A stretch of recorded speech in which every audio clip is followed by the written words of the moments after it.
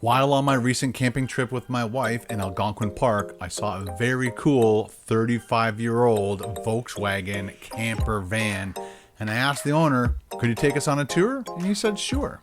Hey, how's it going? My name's Dave from Windsor. Basically, been camping all my life, and we've had this 1986 Westie, Syncro Westie, since 91 when my parents got it. So basically, we've kept it throughout the two generations now, I guess. My brother and I would go for trips out west, out east. We'd break down everywhere we went. My dad was a mechanic, so we just, learned to fix it as we go and everything. We had coolant leaks in the back and green smoke coming out the side door, and basically pulling into gas stations, yelling at it, get that thing out of here, it's on fire or something, And then my dad goes into the shop and grabs a tool out of the guy's toolbox and, a little part, and fixes it himself, and off we go again, So we had a bunch of those adventures. So we decided to keep it in the family and rebuild it around 2012 again. So it's got new parts, new steering lines, hoses, a new engine, transmission was rebuilt, and the paint, it's been, I think 3 times it's been painted, and it's going to go again for another one. So it's always a challenge to keep it going. But So your mom and dad originally bought it in 91? they bought it in 91, and it's in 86. So You guys have had it in the family ever since, Yeah. so all the, whatever's going to go wrong with it, you know exactly. It's been completely gutted to, just bare metal and then backed again, and just basically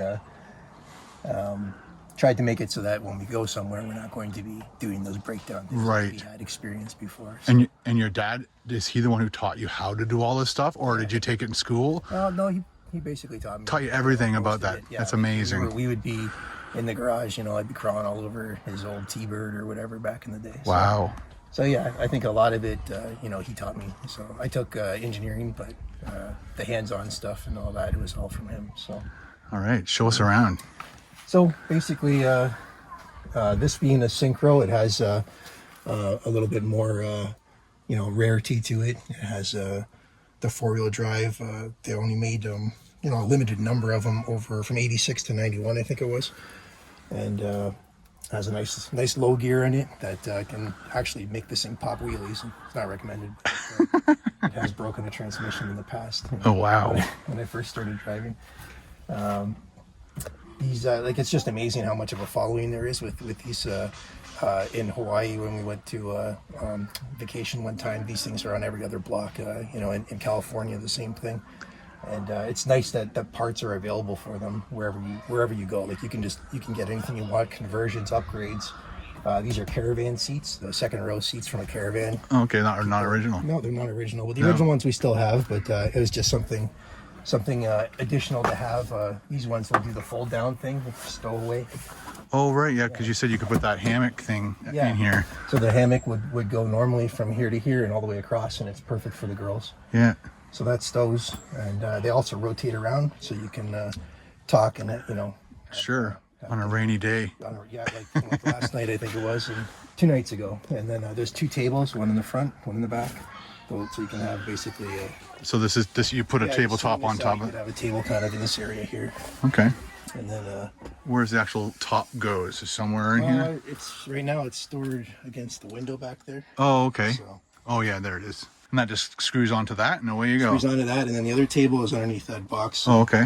That'll come out, and the girls can have that. So the other night we swung these around. The girls sat in their car seats, and we were able to have a little bit of room. Not Nice. a whole lot, but a little bit. Because it was really cold last night. Yeah. Last night was cold, and before that it was raining for a while. So. Right. And so this is your privacy curtain, which are on both sides. There'll be curtains that actually go through the front too. That'll go wrap right around here. Okay. So this comes with that one, and then these ones are on little sliders. Right. And then the back bench would fold down. This is the first time we've tried it with having them in the hammock in the front, and the back bench we've left because putting the car seats in and out is kind of A big pain. challenge. Yeah, it's.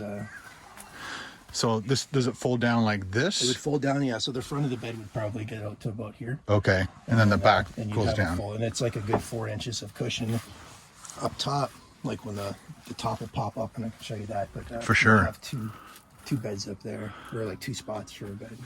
And that's your fridge? That's the fridge, yeah. Basically runs on propane, 12 volts, 120, whatever you want there. It's full of, it's right now it's at, well, it was at actually minus. That's a full fridge. There we go. Got the Bud Light. Yeah, it's not the choice of beer, but it's but yeah, it's surprisingly it'll actually get down to -5 right now. So, And those are just cupboards. yeah, this cupboard, drawer, then you got your sink. You got your sink. You know, so we've How many liters does this thing hold? don't know actually. Yeah? Tinks like this. We don't usually use it much, but we've been using it more now. So Okay. dishwashing, kids brush their teeth up there. Use the stove top just for mainly heating up the water. Right. And Yeah, cooking anything like bacon in here wouldn't be really a good it's idea. not a good idea. Yeah, these headliners a lot of times they'll get mold in them. Okay. So this one, for whatever reason, this is original and it's been really good. But some people end up having to bleach the headliner and trying to repair it, and it's not an easy material to replace. No doubt. There was somebody posting something. They were asking how many drinks can you fit in there. And how many? What's the answer? Didn't figure it out yet. More than that, but not much more. Yeah. And that's your electrical control up there? Yeah. So that's the charge controller for the solar panel, and also the Propex heater. So there's a heater that runs off of propane, and it's just underneath the car. These are there's an intake. Intakes and out. Intake over here, and then the supply air comes out here, and just basically. What's this then? That is a original rear cooling heater. Oh, okay. It's basically for when you're driving only, so it's just like having heat in the rear. But the heater you would just run on at night or whatever, or when you're parked. And it does a great job? Yeah, it's been good. That's awesome. It's been good. So. And you're saying it was all under here? Yeah. So that's So that silver box there. It's just, that silver box. to your left here. Yeah. Probably right up there. And that's the heater, and then that's your exhaust That's for the it. exhaust for the heater. Yeah. Nice and stealthy coming out the bottom. Yeah, it's not bad. It makes a little bit of fan noise, but it's nothing too. It's not like running a generator or anything like that. So is this a makeshift thing that you've put together, or? This kit is it's available. This in the back rack. There's a gentleman out in Calgary, I think it is. I'd have to look that up. I think his name's Gary, I believe. But he makes these racks, and lots of guys get them for the Vanagons. Also did the roof rack. The nice thing about this is that it has like when you start putting all this on your fiberglass top, Right. you should be worried about how much load you put on it, and then also the top normally is just latched from the front, and so there's basically a pull down clip that has to lock in. And I'm sure other people have done it too, but when we were kids one time, we took off and from a rest stop, and we were going along, and basically the top wasn't completely clicked in, so the wind got underneath it and it started lifting it. So But it didn't snap. well, I didn't get that far. Oh, good. We were in the back or whatever, and we saw it happening, and he unbuckled and grabbed the bar, and Dad, pull over. And what wattage is this? That's a 240 or 30 watt panel. Okay. So it's probably not producing that much anymore. It's an older panel. But, Oh, okay. yeah, came off my house. Basically to pop it up, and the seal is kind of a little bit loose on this one. Okay. I'll show you that. So it's just a latch here. You just click it in, push it up. Now this one's got actual lift assist on it. These extra, you can see them from the outside better, but Okay. they're actually extra cylinders that help you lift all that extra weight up from the, Right. from the But it's nice to be able to stand in your box and van. stuff. Yeah. So Yeah. you just have that. You can stand up in it, and then when you're ready to pull the bed out, you just pull it over like this, and then it'll fold right down. Here. Right. It's like a queen size bed size, or double, or It's maybe more like a double, I guess. yeah. It's a good amount though. It's nice. It's And you- comfortable for and two you- adults. It's fine. You just had to use the sink to get up there, or? Yeah, whatever you want to do. If you want to do a pull up or That's right. Sink. Do a little bouldering just to get into your bed. porta potty, whatever you need to do. Yeah. That's right. That's awesome. And this is what it looks like from the outside, people. And Yeah. So that's aftermarket. You can have like a lift assist. And before with oh, this is the lift yeah, this is assist. the lift, so that's an aftermarket thing. Yes. Okay. Just But, takes the muscle out of it for you, right? Like before, it was literally like you you'd have to do a good press to get it to come up, and it's just Especially with this stuff on it, right? It's loaded. Yeah. Yeah, when you got all this full and your solar panel, it makes that super heavy for That sure. was definitely worth its money. Yeah, right there. And then you have some extra storage up here, just strapped in, and Around with firewood or chairs, or that's the first time we put that box up there. It's nice when things stay dry in there too. Oh, for If you sure. strap the chairs up and it rains on your way up there, and then you got wet chairs. And so yeah, it's just figuring out, when we're traveling with the girls and all that stuff, it's just constantly lots of stuff we have to bring, right? So if it's lighter items, it can take up a lot of space. Up top is nice for that, bags and coats and things like that, and then some of the heavier stuff you can keep down below. That keeps it from getting too overloaded. But the nice thing about these brackets is that it ties it in to that kind of eavesdrop drip edge here. Right. So instead of everything just being on that fiberglass and on that one latch, now you're tying it in to the eaves in 4 locations. So you don't have any worries about anything coming loose or For sure. coming up. So I thought that was a really good setup that you came up with. So. And anything else you did to the front driver's area, or change anything at all from original, or from at least 91 when you guys got it? Well, this was in Dad made this in one of his older buses, so I put that in there. The gauges are different, but the box kind of gives you your oil pressure and vacuum and temperature and all that. And everything else up here, besides the COVID mask, is standard. I have the GPS I use for the speed, because the speedo is not quite accurate anymore because of the tires and all that changes. And Right. Gearbox has been changed a little bit for the other engine. So yeah, it's about I think it's 8 kilometers off at 100K. So it's a little bit off. So it just gives you, I think if you're doing 90 there, you're actually doing 98. So it gives you an idea. Yeah, the GPS definitely helps. So they make things you can correct that too, but it's not really that big of a deal. Point of note, these things here, they were a nice sort of aftermarket thing you could get back then. These are now, when they're in pristine shape, are going for $500, $650 US. Each for the mats, each mat a pair. Which is it's crazy, right? That's awesome. But they remake everything now. Like even the fender flares here, these were really hard to get, and somebody got together and finally started making them. So that's awesome. Some of the original 4-wheel drive ones. But that was a special order from Europe a while ago. There was another guy who was gathering up everybody and getting everybody together and doing an order for them. So. Just for the rims? Just for the rims themselves. Okay, because you can put standard, whatever size tire that is on that. Actually, you need like a load C, I think, tire. It has to be the proper range for it. So this is a load range C. It has more sidewall strength and popular. There's other ones that people go with. A lot of people use the all-terrain TA, but. There was the guy who put that all together was Derek Drew. He got everybody on this. That was probably about 10 years ago or more to get the rims. Awesome. Also not available anymore. So so the engine. Take a look at that. I gotta unload everything, but we can do the. That's the only thing with this. The tire is a little bit of a extra that you have to take off to work on it.